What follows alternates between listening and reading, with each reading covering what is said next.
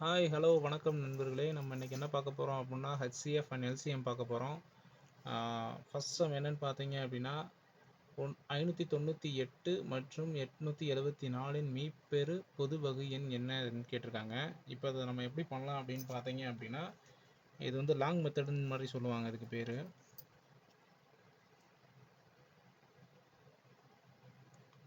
598.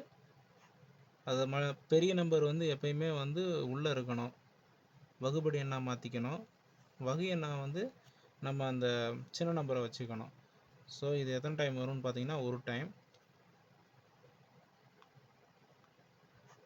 Balance என்ன இருக்கும் அப்படின்னு பார்த்தீங்க அப்படின்னா 276 இருக்கும்.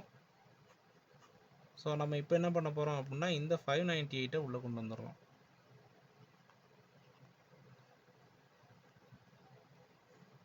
இது 2 டைம் வந்து உங்களுக்கு என்ன வரும் அப்படின்னா 552. இதில் என்ன பேலன்ஸ் இருக்குது அப்படின்னு பார்த்தீங்க அப்படின்னா 46.